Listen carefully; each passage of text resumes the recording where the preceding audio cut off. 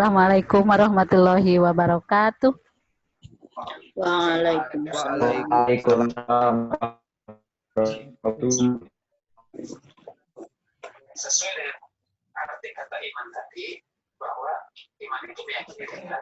Alhamdulillah bisa bertemu lagi dengan siapa yang pernah bertemu Ibu sebelumnya? Boleh angkat tangan. Siapa pernah bertemu Ibu sebelumnya? Boleh angkat tangan. Ada Ripa. Terus siapa lagi?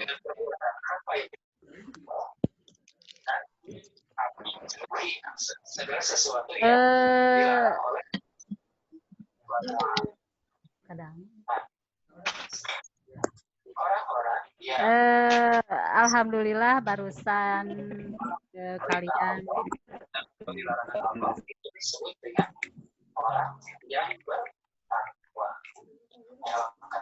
Aduna kadang itu takwa itu ya mengamalkan segala perintah Allah. Ada yang anak SD, mohon keluar dari kelas SMP SMA. Anak yang SD mohon keluar. Nah, udah? Ya, terima kasih. Alhamdulillah barusan kalian telah belajar tahsin dan insya Allah nanti tahfidz ya surat Al-Mulknya. Sengaja dipilih oleh tim panitia pesantren kilat untuk memilih surat Al-Mul atau surat Tabarok ini karena surat Tabarok ini memiliki keutamaan yang berbeda dengan surat yang lain. Surat Al-Mul ini termasuk golongan surat Makkiyah dan ayatnya ada 30. Tadi Ibu sampaikan bahwa surat Al-Mul ini memiliki keistimewaan luar biasa sehingga kalau kalian nih di bulan Ramadan ini hafal 30 ayat luar biasa. Apa keutamaannya? Berdasarkan hadis riwayat Ahmad dari Abu Hurairah, qala Rasulullah Shallallahu alaihi wasallam, Inna surata fil Quran salah satu ayatin tabarakalladzi biyadihil mulku wa huwa ala kulli syai'in qadir. Sesungguhnya di dalam Al-Qur'an itu ada 30 ayat. Ya. Ada surat yang mempunyai 30 ayat. Ia akan memberikan syafaat pada pembacanya sampai-sampai apabila kita hafal, mempelajarinya, menghafalnya, mempelajarinya, dan memahami maknanya, akan diampuni Allah Subhanahu wa Ta'ala. Ya, jadi berbahagia ya, kita semua akan memulai menuju kepada ampunan Allah. Jadi apa yang harus kita lakukan dengan surat Al-Mul ini adalah membaca, menghafal, dan mempelajarinya. Ada kisah dalam hadis yang lain yang diriwayatkan Imam Tirmidzi, bahwa suatu ketika rombongan para sahabat berkemah, ya, berkemah. Mereka tidak tahu ketika mendirikan kemah itu ternyata kemah mereka berada di atas kuburan. Tidak tahu ya, kalau tidak tahu tidak apa-apa. Nah, kemudian ketika selesai tenda didirikan, kemudian mereka rebahan ya di dalam tenda. Terdengar ada orang yang membaca surat Al-Mul ini sampai selesai. Jadi di bawahnya itu kedengaran ada yang membaca surat Al-Mul sampai selesai. Nah, muncul bahasa Sunda mah reuas pan. Nah, di sana jero taneuh aya nu ngaos. Nah, reuas. Nah, kemudian mereka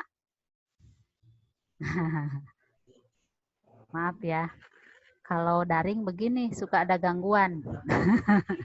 Nah, kemudian mereka cepat-cepat berkemas, membereskan kemahnya dan kemudian menghadap Rasulullah dan menanyakan kepada Rasulullah kejadian yang mereka alami. Kemudian Rasulullah bersabda, hiyal mani'ah hiyal munjiyah yunji bihi min.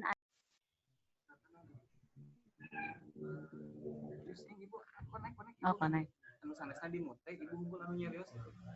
Oh, ini semuanya dimute dulu ya. Di mute.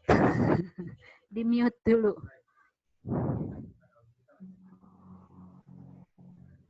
Nah, kita lanjutkan ya.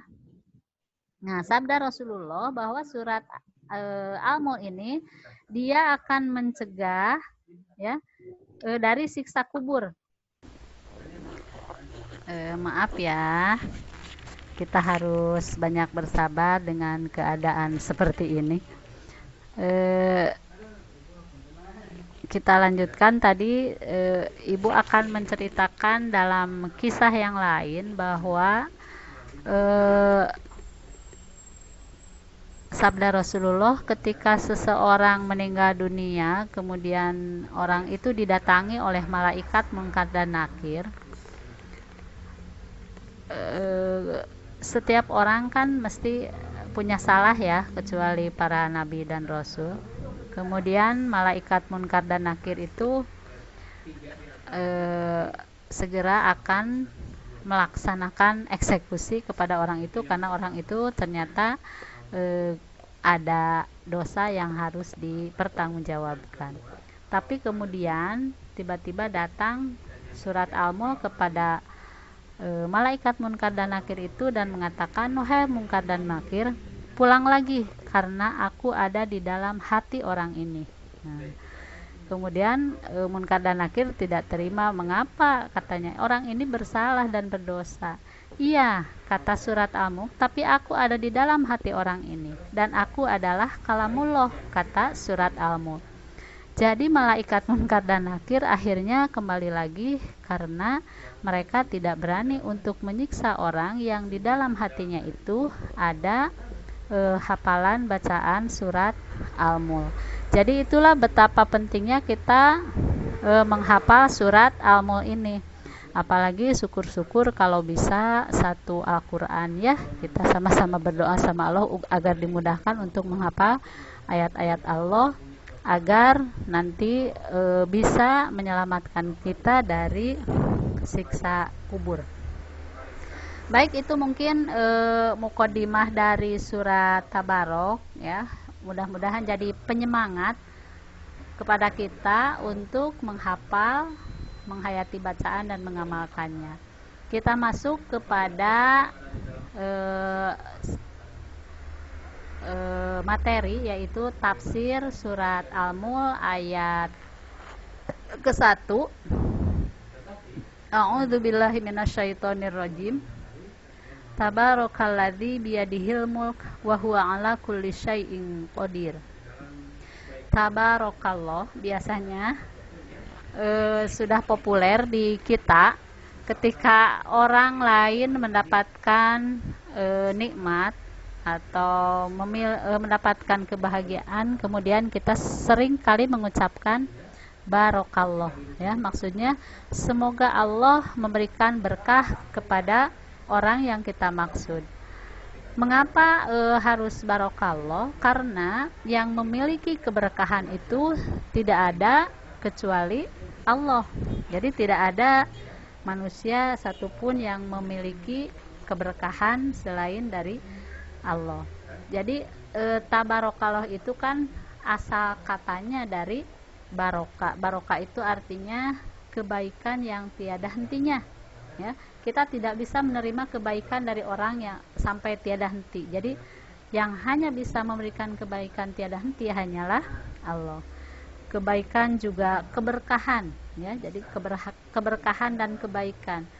Kalau diibaratkan, kalau asal katanya menurut bahasa Arab, barokah itu barakatun itu artinya air, mata air yang mengeluarkan air tidak berhenti-berhenti ya.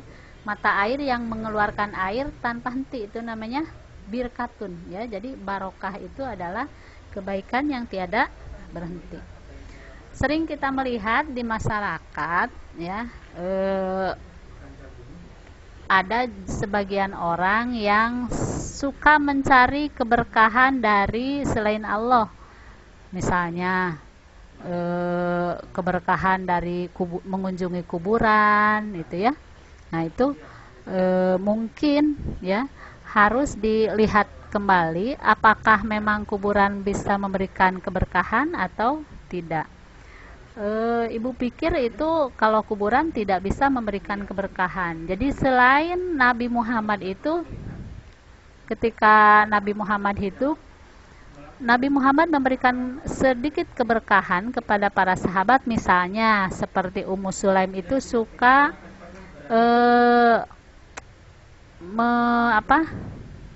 mengambil keringat Rasulullah untuk dijadikan minyak wangi, ya karena memang Rasulullah keringatnya melebihi minyak wanginya. Lah kalau kita misalnya ada seorang yang suci, kemudian kita ambil keringatnya, apakah kita mau memakainya sebagai minyak wangi? Kan tidak, karena wanginya juga bukan wangi untuk orang, mungkin untuk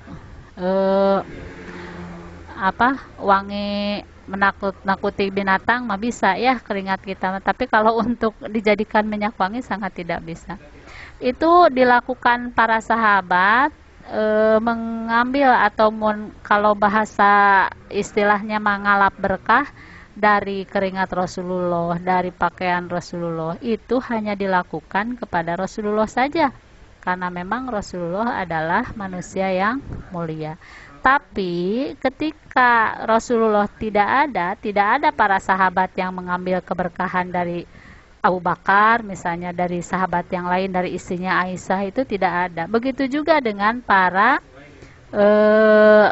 tabi'in ya, pelanjut para sahabat dan para ulama, itu tidak ada yang mengambil berkah dari orang yang dianggap mulia. Dianggap ya, karena orang tidak ada yang mulia selain Nabi Muhammad SAW.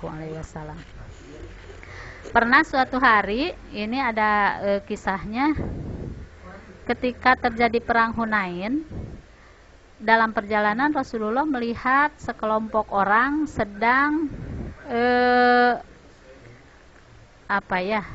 bersemedi mungkin ya di bawah sebuah pohon. Ketika ditanya apa yang mereka lakukan di sana, mereka mengatakan akan mengambil keberkahan dari pohon ini.